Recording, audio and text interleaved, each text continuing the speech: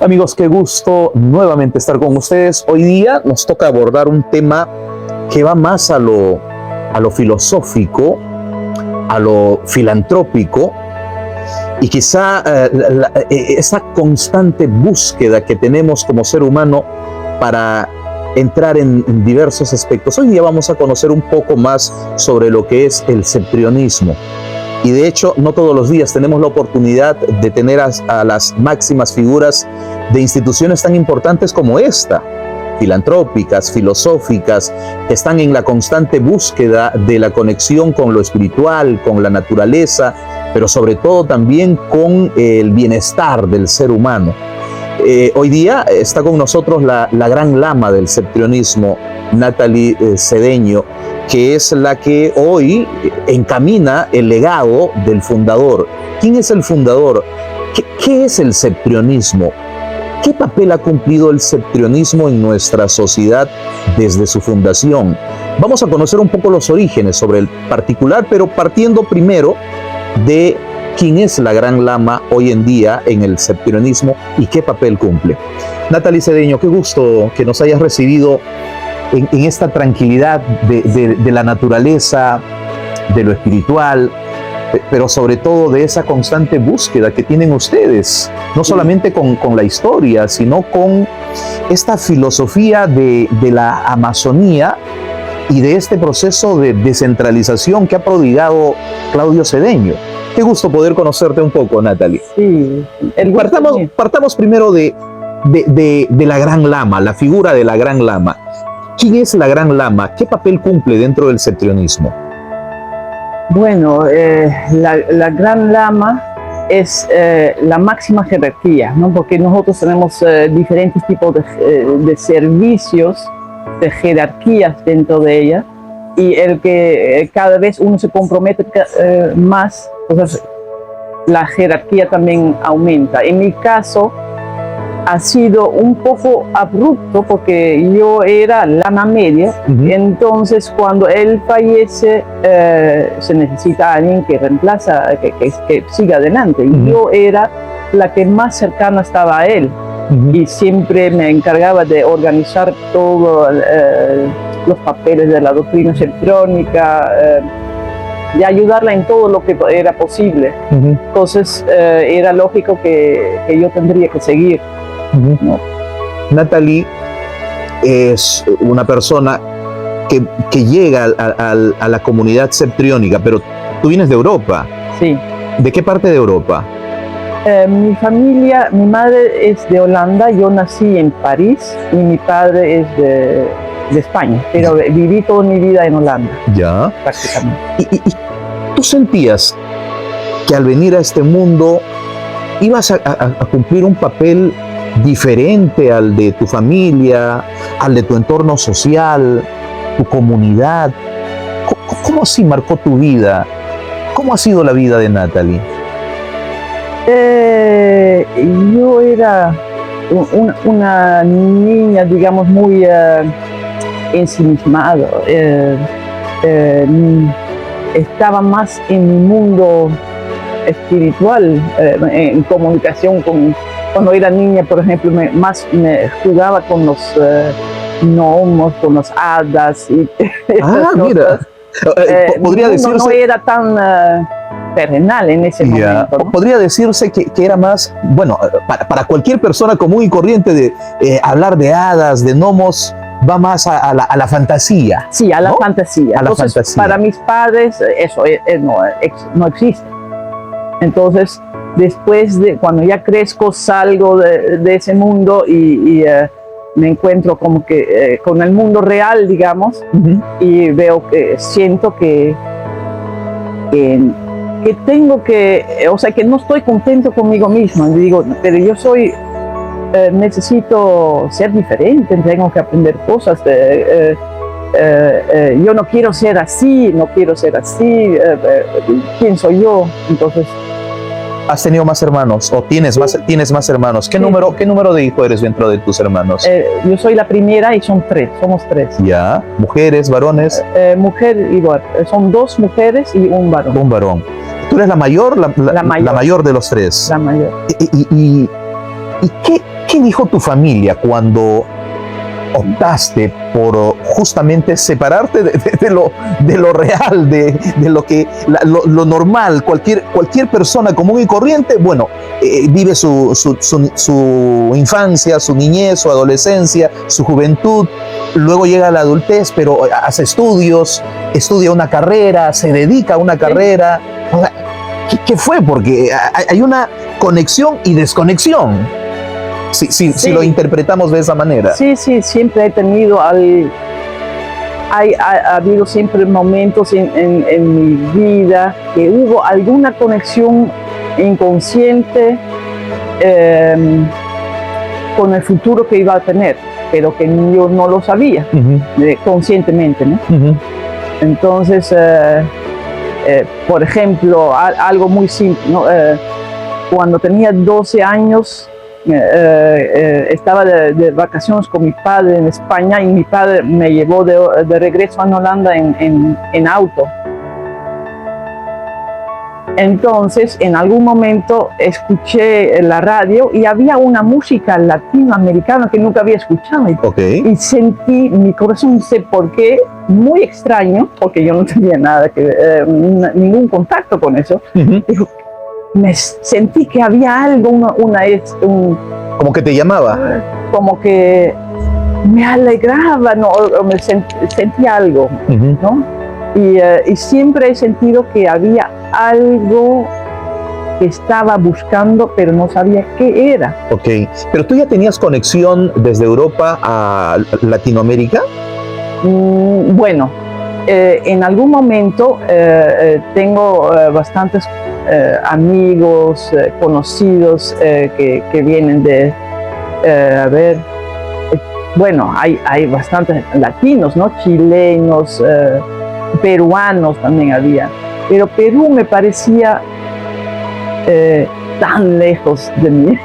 De tu realidad, de tu mundo, de tu entorno. O sea que más cercano podría ser de repente Argentina o algo así, pero Perú sentía como que no podía definirlo. Parte de tu vida también estuvo en Venezuela. Solamente cuando era muy niña, cuando recién había nacido, mis padres tuvieron que viajar ahí porque mi padre tuvo un trabajo en la Universidad de Venezuela, unos años. Nada más. ¿Fue corto?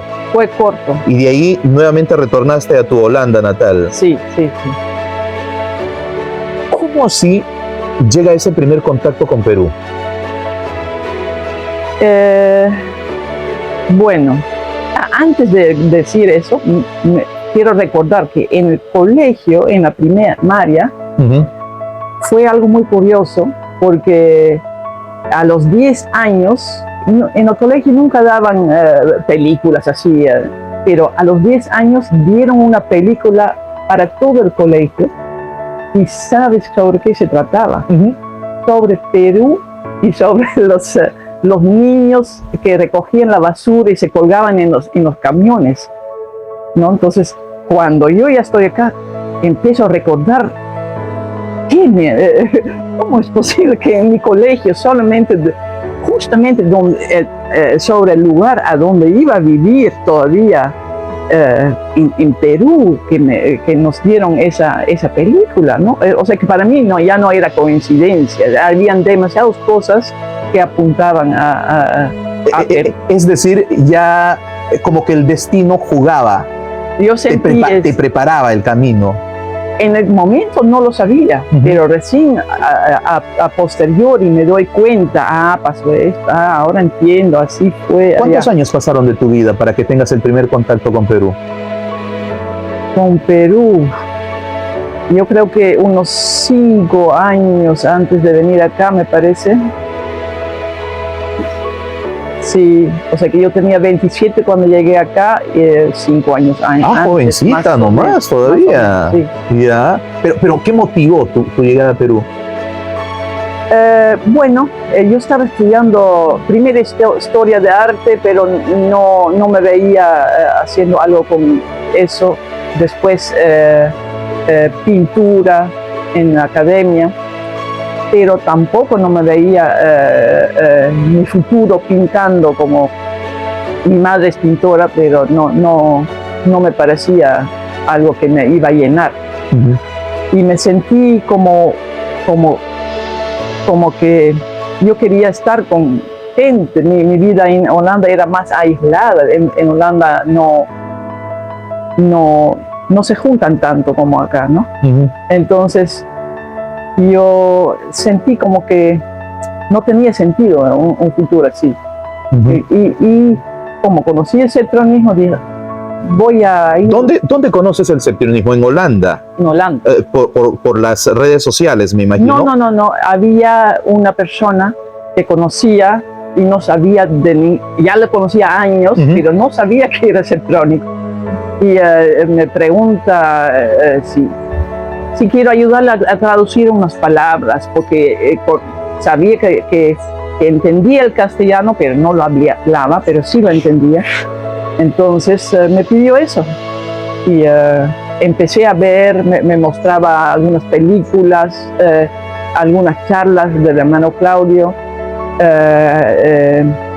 y empecé a leer los libritos que él había editado, y eso me daba una tranquilidad. Las enseñanzas eran tan lógicos, tan reales, porque en realidad yo no buscaba en ningún grupo espiritual ayuda,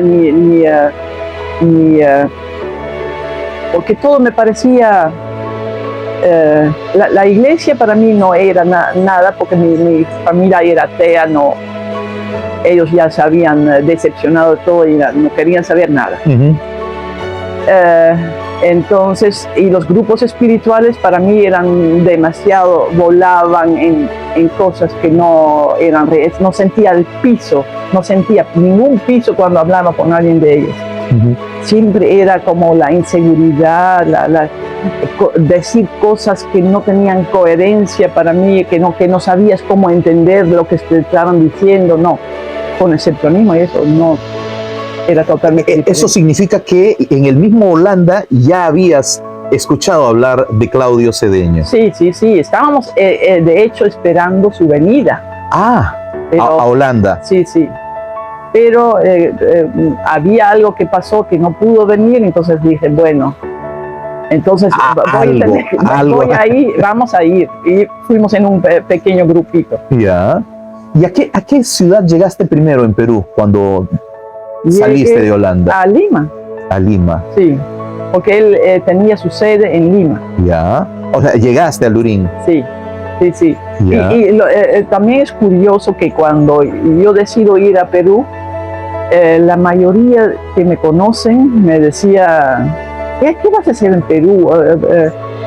Digo, y en algún momento, creo que en una última reunión, les digo, sin saber que era cierto, dije, de repente no regreso.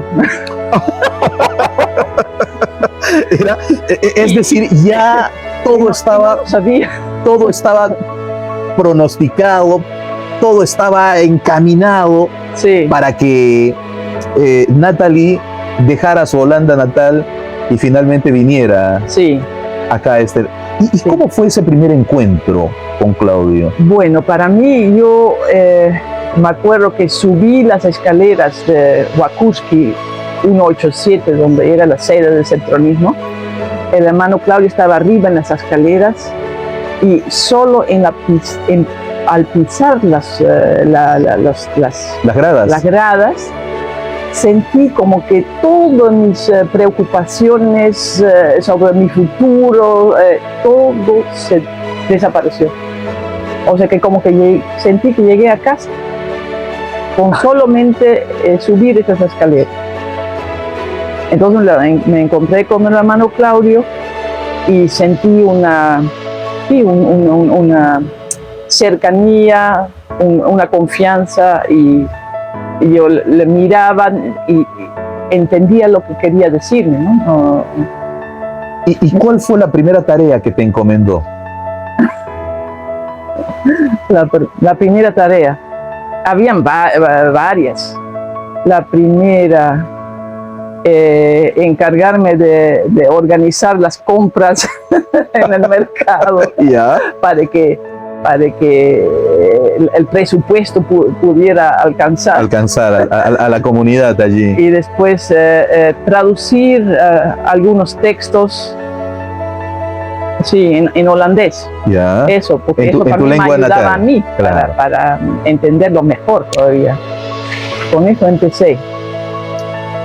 Y luego, como vi que necesitaba bastante ayuda, porque tenía cantidades de papeles que faltaban ordenar, entonces dije, voy a ayudar porque sin conocer de qué se trataba todo, pero eso ya fue un poco más adelante, creo, ¿no? Sí, eso fue posterior. Primero empecé con eso. Con pequeños encargos. Sí, sí, sí. Hasta que comenzaste a entrar ya más a fondo. Sí, Y allí comenzaste ya a entender la real dimensión de lo que es en sí el septrionismo. sí. Al entrar al septronismo, en primer lugar me acuerdo que un 31 de diciembre de 1991 me acepté en una ceremonia donde habían varias personas que también se aceptaban. Bueno, en esa ceremonia sentí, o sea que sentí una emoción muy diferente que nunca había sentido, ni en las ceremonias que hacían en Holanda, no tenía esa participación. Sentí la presencia de Jesús en esa ceremonia, porque lo que yo no había sabido era que mi guía de ruta, como acá en el septronismo nos enseñan que tenemos todos un guía espiritual, dependiendo de la primera encarnación que tenemos. Entonces descubrí que mi guía espiritual era Jesús. Y entonces me sentí muy mal porque toda la vida en mi familia se habían burlado de estas cosas. Jesús no existe, no, bueno, cosas así. Y en la ceremonia siento que estaba presente no puedo describirlo, pero era un ente superior. Y tuve, me salieron las lágrimas, y bueno, y así. Sí, lo sentí. Ahora me gustaría que me conlleves al contexto de lo que es el septrionismo antes de poder analizar un poco quién fue Claudio Cedeño. Sí. El septrionismo. Honestamente te digo, yo como periodista recién estoy comenzando a explorar lo que es esta comunidad. Y de hecho hay una tremenda conexión y siento, mientras vamos conversando en estos momentos, hay una conexión espiritual que me permite, y viéndote toda de blanco, resplandeciente, siento que realmente sí estoy hablando con la Gran Lama, la máxima expresión de ustedes. Y por eso es que me conlleva a querer transmitir esa energía que está fluyendo en estos momentos para quienes nos están viendo a través de las plataformas digitales o de cualquier medio que quiera revisar este contexto de esta conversación, para poder hacer entender un poco qué es el septrionismo. Bueno, la mística septrónica es algo que es como una introspección que uno debe hacer, una meditación permanente para conectarnos con nosotros mismos, con nuestra forma de ser, nuestras actitudes, para poder descubrir qué somos realmente, qué no somos, en qué aparentamos, en qué no, qué necesitamos desarrollar, ¿no? Y poder ser cada vez mejor. O sea que en la doctrina septrónica encontramos toda clase de enseñanzas sobre nuestra propia forma de ser, que nos digan, bueno, esta actitud hay que tener cuidado, no hay que caer en los resentimientos, hay que descubrirlo desde las simpatías y las antipatías. Bueno, hay muchos aspectos que uno va estudiando de uno mismo a través del estudio de la doctrina. Ya. Y eso te va interiorizando para poder ser una mejor persona. Eso es lo más importante. Y para poder conectarse con nuestro propio espíritu, porque nuestro espíritu no somos, el cuerpo no es el espíritu. Vamos descubriendo que hay una diferencia, que muchas veces no tenemos ninguna conexión, ninguna comunicación con nuestro propio espíritu. Ya. El espíritu quiere una cosa y nosotros hacemos cualquier cosa que no tiene nada que ver con lo que él quiere de nosotros. El cuerpo muchas veces cede ante los propios caprichos internos Sí, cuando hay una conexión espiritual que podría engrandecernos mucho más sí, en nuestros actos, Sí. en nuestra conexión con la naturaleza y en nuestra conexión con la sociedad. también. Es sí, decir, podríamos ser una sociedad más justa, una sociedad más condescendiente con el mismo ser humano y con la naturaleza, sí, que es lo que estamos perdiendo hoy en día. sí, sí.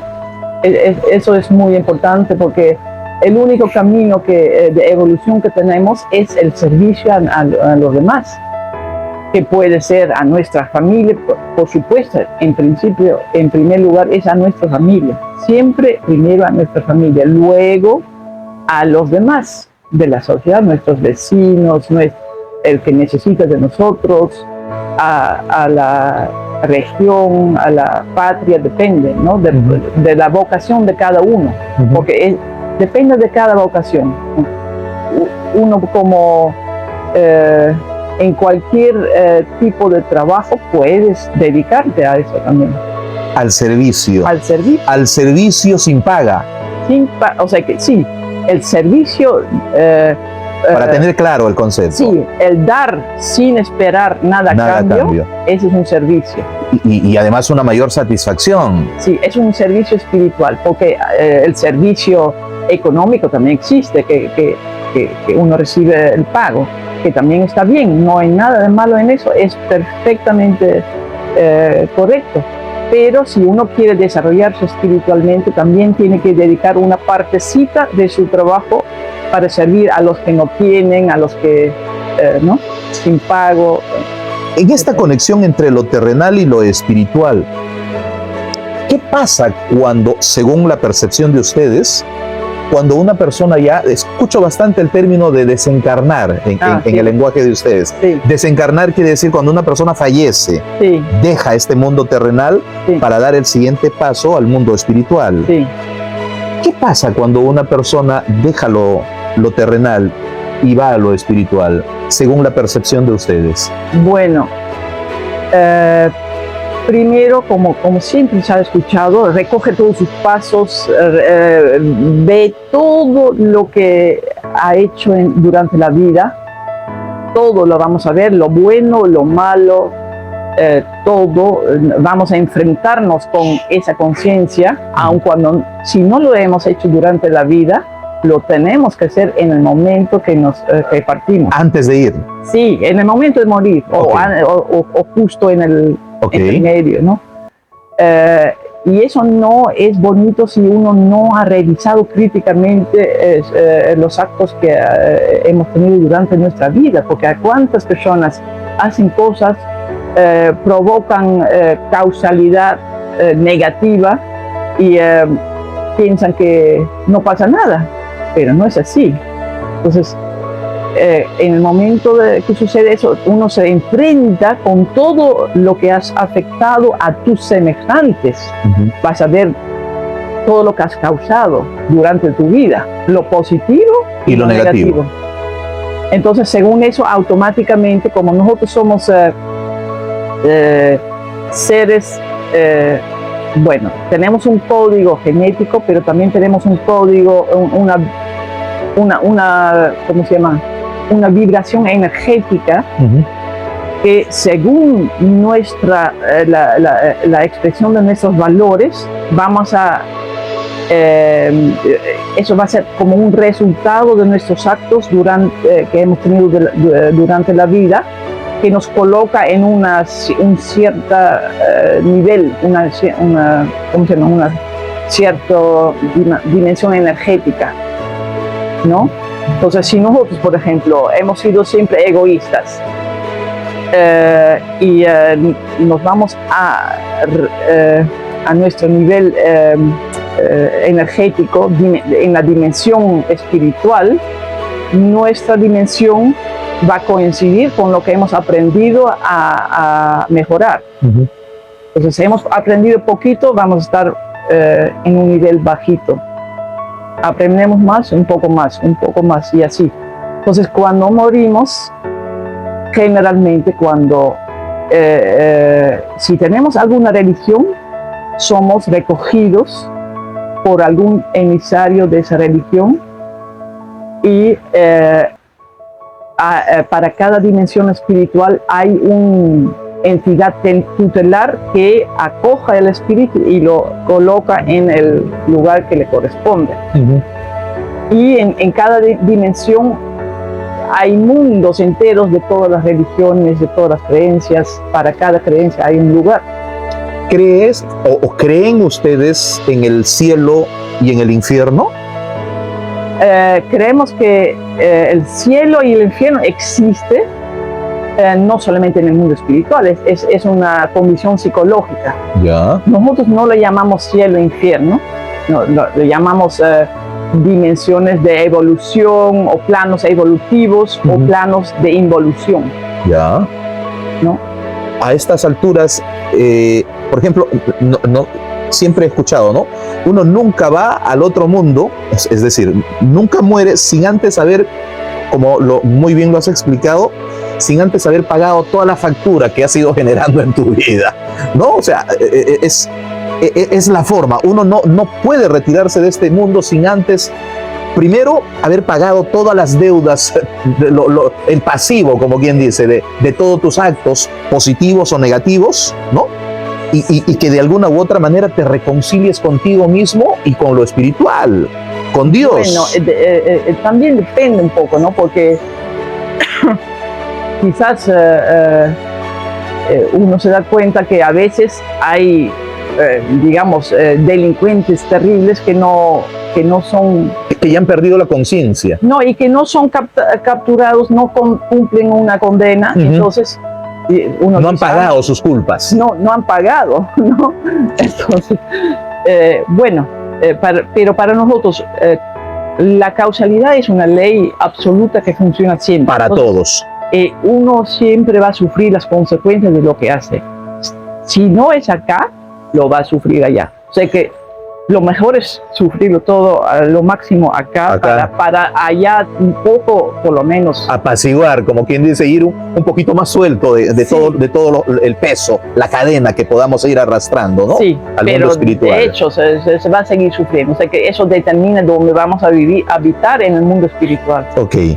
Entremos ahora al terreno de Claudio. Mira, todavía no llegamos donde Claudio y sin embargo vamos analizando todos estos aspectos que muchas veces el ser humano común y corriente, que no, a veces ni siquiera entiende por qué ha venido a este mundo desde la concepción de sus padres, y nos encontramos porque yo siempre decía, ¿no? Yo crecí, como te expliqué hace poco, en el mundo católico. Sin embargo, cuando uno va evolucionando, va creciendo y se encuentra con tantas realidades, tantas religiones, tantas creencias, tantos conceptos, incluso hasta de los ateos, pero siempre llega uno a la conclusión de que hay algo espiritual. Sí. Y ahí es donde quiero llegar para aterrizar un poco de quién ha sido Claudio Cedeño.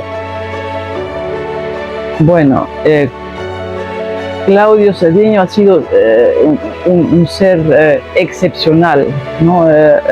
Un ser humano como todos, pero sus condiciones de vida han permitido que él pudo desarrollar de tal manera esa conexión con su espíritu, que él decidió solamente servir a su espíritu y ya no a Claudio Cedeño. Entonces se entregó totalmente al servicio, porque él tenía esa comunicación espiritual. Él se comunicaba frente a frente con su espíritu. El espíritu no está dentro del cuerpo, dice, él nos explica eso y lo hemos corroborado muchos de nosotros. Uno puede comunicarse frente a frente con el espíritu. el cuerpo, la carne, Sí. los huesos, nuestros órganos, pueden encontrarse como si estuvieras frente a un espejo Sí, de conexión sí, y te responde el espíritu. sí. Sí, yo me acuerdo una vez cuando todavía recién había llegado y descubro que, bueno, mi espíritu ya había tenido este compromiso de venir y yo me sentí como un poco molesto porque yo no sabía nada y ella ya había arreglado todo, ¿no? Entonces, con el hermano Claudio. Entonces descubro al inicio como, bueno, que ha vivido anteriormente. Entonces le pregunto al hermano Claudio, ¿y cómo se llama? Digo, me dice, ¿por qué no le preguntas? Y pregunta. Bueno, entonces me fui a mi cuarto y pregunta, sí, ¿cómo te llamabas? Y escucho, Helga. ¿Eh? Qué raro. Entonces ahí entendí por qué me llamaba así, porque, bueno, porque mi padre había puesto mi nombre, Olga. Entonces digo, me pregunté, ¿no? ¿Es por eso que mi padre puso Olga, porque eso es en castellano y en realidad era Helga? Sí, me dice. O sea, todo ya estaba. O sea que eso es como algo muy específico que puedo decirte que se puede hacer. Ahora, al momento que conectaste con Claudio, Claudio es un loretano, iquiteño, y Sí. ahí también el nombre del concepto que tiene de la comunidad que está en Lurín de ustedes, Sí. Lorenia. Lorenia, Loreto en la Amazonía, Nia de Amazonía, Lore de Loreto, Nia de Amazonía. Ok. Esa conexión de un loretano, de un amazónico, para haber fundado una organización tan importante como la comunidad septriónica, ¿qué ha sido para que marque hoy día un concepto que ayude a contribuir en esta concepción filosófica para desarrollarnos, a ser mejores personas y mejor sociedad? Esta contribución que me dices cuando calificas a Claudio como un ser excepcional.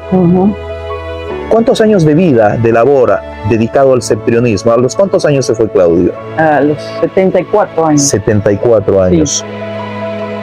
¿Sientes tú que llevar esta carga, esta responsabilidad que hoy tienes frente a la comunidad septriónica, has podido asimilar todo ese legado que ha dejado Claudio? No, siempre estoy aprendiendo.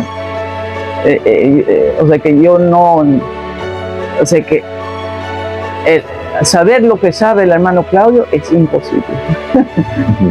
Para eso se necesita todo un grupo de personas que estudian toda la vida y varias vidas seguidas para poder aprender todo lo que él sabía. ¿Qué hacía? ¿Qué sabía?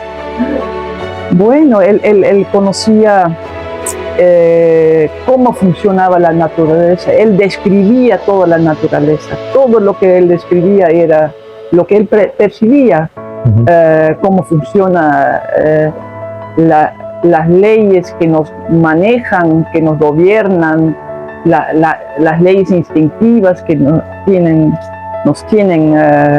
en, ¿cómo se llama?, en su poder, aprisionados. Nos describía cómo podemos liberarnos de esas leyes instintivas. Nos describía cómo funciona el cosmos, cómo era Dios, una nueva concepción de Dios. No, en realidad nunca había preguntas que él no sabía responder. De repente alguna vez decía, no, eso no sé, pero no era común.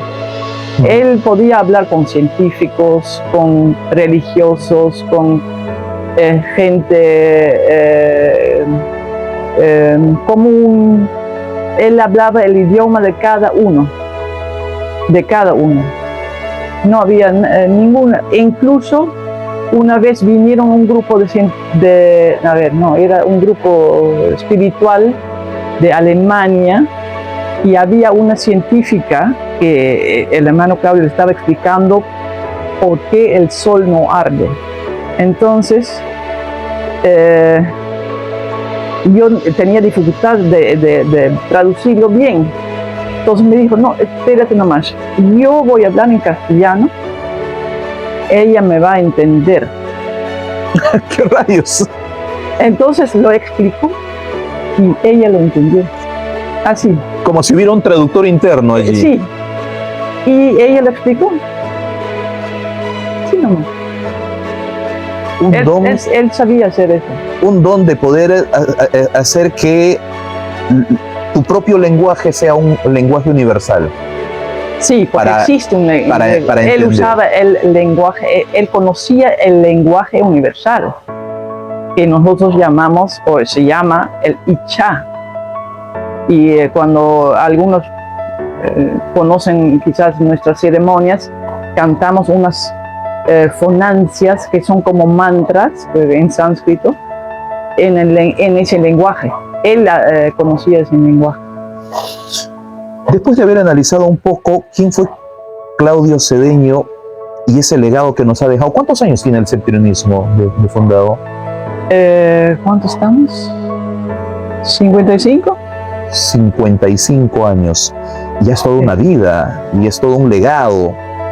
Y dime, después de 55 años de existencia del septenionismo, hoy en día, en el caso tuyo como máxima representante de la comunidad septriónica, ¿cómo ves el comportamiento del ser humano en esta búsqueda de supervivencia? Porque ya hoy incluso los científicos, la NASA, busca espacios en otros planetas, busca vida, busca agua en otros planetas, como que si hubiera una sensación de que se nos está yendo la oportunidad de supervivencia del ser humano en la Tierra. Acuérdate que los dinosaurios desaparecieron por un comportamiento que se dio en todo el cosmos, y que de alguna u otra manera pareciera que la supervivencia del ser humano estaría cantada. ¿Cómo lo ven ustedes este tema? Bueno, para nosotros sí es un tiempo de mucha alteración, es un tiempo de mucho caos, de muchas tinieblas y oscuridad. Es decir, coincidentemente con lo que dice la Biblia en lo apocalíptico. Sí, pero es diferente, porque no creemos que la tierra puede desaparecer. Ya. Sino que cuando se habla de apocalipsis, el hermano Claudio explica que eso es más bien, se trata de un cambio de ideas total que se necesita para poder sobrevivir y para mejorar la convivencia en el planeta Tierra. Pero en sí el planeta Tierra para nosotros no puede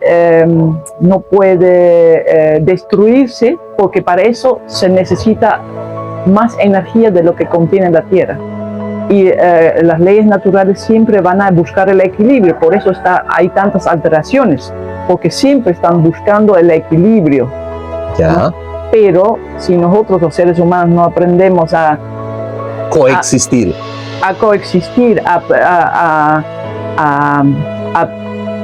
practicar los valores en lugar de practicar las negatividades, el odio que hay cada vez más, las discordias, las pugnas, las guerras, las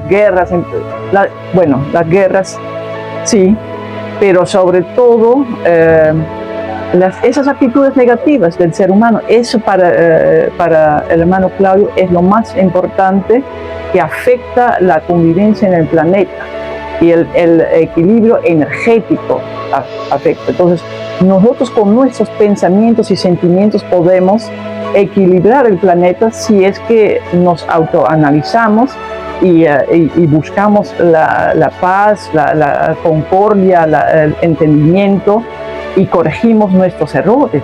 ¿Estamos a tiempo todavía de corregir nuestros errores? ¿La supervivencia del ser humano en la Tierra está amenazada?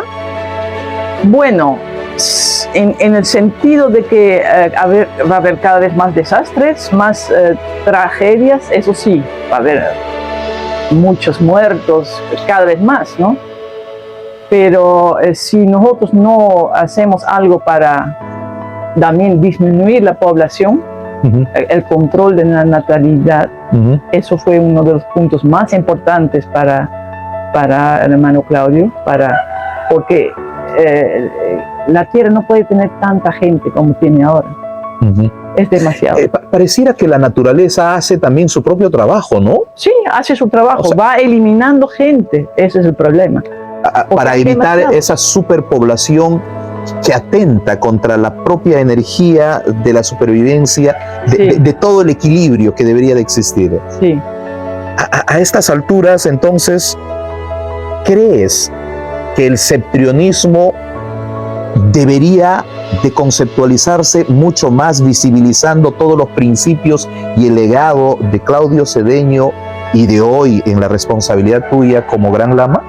Sí, es necesario compartir cada vez más esos conocimientos. Y es que lo que pasa es que son tantos yo estoy en el medio del trabajo para poder rescatar, para ordenar, para editar. Es imposible, no es una obra simple que tenemos. Hay un hermano que ha estudiado todas las filosofías del mundo, todas las religiones, y él nos dice, esto es inédito, no existe en el mundo un movimiento que tiene tanta información. No existe, ni en el pasado ni en el presente. Podría ser entonces una gran posibilidad para nosotros, para los que nos ven, para los que no entienden qué es el septrionismo, y finalmente hay personas que están motivadas, que están adhiriéndose al septrionismo. Es fácil ingresar al septrionismo. Como uno que quisiera, teniendo el interés con la forma en cómo nos has explicado lo que es el legado de ustedes, si quisiera formar parte de ustedes? Tiene que acercarse, tenemos que conversar y participar de nuestros diálogos, porque así se va empapando de lo que somos, cómo convivimos. Por ejemplo, en la comunidad loreña, cuando convivimos, conversamos, es algo diferente que cuando uno solamente se ve en un lugar externo, ¿no? Entonces va acercándose y se va identificando. Acá en Pucallpa, Shirambari, ¿qué significa Shirambari para la comunidad del septrionismo? Porque no es de ahora, tiene ya buenos años. Sí, es antiguo. Fue uno de los propuestas del hermano Claudio de tener un lugar donde se podía practicar estas normas y valores, este tipo de convivencia, porque sabiendo que fuera de las comunidades hay ideas tan diversas que es difícil a veces querer practicar un valor, ser disciplinados cuando uno vive en otro lugar tan lejos que es complicado. Para muchos hermanos es muy difícil mantener esas cosas cuando uno está muy ajeno en otro mundo que tiene tantas cosas que nos seducen a perdernos en cualquier cosa, ¿no? ¿Hay alguna condicionante para ser parte del septrionismo? ¿Qué quiero decir con ello? Si yo soy católico, soy adventista, soy israelita, soy musulmán, soy maoísta, en fin, hay tantas religiones, tantas creencias en el mundo, los islamistas. ¿Hay algún condicionante, siendo yo de cualquier otra creencia, de poder pertenecer a la comunidad septriónica? No, simplemente basta que uno quiere saber un poco más, o sea que si uno está bien en el lugar donde está, en la religión que está, y no necesita nada más, no es necesario. Es solamente para las personas que sienten que les falta algo más, que no están satisfechos con lo que conocen, lo que son hasta ahora, y están buscando. Entonces, ellos pues tienen toda la libertad de venir. El septentrionismo No vamos a, por ejemplo, querer quitar a alguien de una religión que tiene, eso no. Vamos a fortalecer que siga haciendo lo que tiene que hacer, que cumple con sus cosas de cada religión. Eso no se involucran ustedes en ello, no influyen ustedes en eso. Nosotros recibimos a las personas que buscan. Un budista, un islamista puede venir y ser septentriónico. Sí. Sin ninguna dificultad. De alguna u otra manera creo que nos has permitido visibilizar un poco, y esperemos que quienes hoy día hemos aprendido, yo quiero agradecerte, Gran Lama, por la deferencia. Yo sé que es bien difícil que este tipo de información, así como tienen otros organismos, lo visibilicen, pero es la primera vez que un periodista humildemente haya llegado a la Gran Lama y poder compartir lo más íntimo de esta comunidad. Y creo que esta conexión que hoy nos permite a través de esta conversación se convierte en un elemento fundamental para que cualquiera que nos vea en el mundo entero pueda entender un poco más allá de lo que justamente hoy buscamos construir, ¿no? Sí. Desde lo carnal a lo espiritual. Y lo más importante, creo que como corolario y como conclusión de esta conversación con la Gran Lama, es que siempre el ser humano va a buscar lo espiritual y lo más grande que hay. Al menos esa conexión que hay conmigo, con Dios. Para mí Dios es lo más grande. Esa conexión espiritual siempre va a ayudarnos a que el ser humano común y corriente pues pueda ser cada vez una mejor persona. Y eso es finalmente lo que todos buscamos, ¿no? Sí. Ser mejores. Sí. Ser mejores entre lo carnal y lo espiritual. Y ahora que me dices que puedo conversar conmigo mismo desde lo carnal a lo espiritual, oiga, por Dios, ahí está el gran reto que tenemos para poder limpiarnos de todo lo que podamos estar haciendo mal, ¿no? Sí, y además enseñamos que a través de esa comunicación con nuestro espíritu tenemos que también lograr esa comunicación del espíritu, pedirle que se comunica con nuestro guía. O sea que si tu guía es Buda, o bueno, el que sea, Mahoma, a través del espíritu. No es que uno va de frente, llegas a Dios para decir, Dios, quiero esto. No, enseñamos cómo hacerlo. Claro.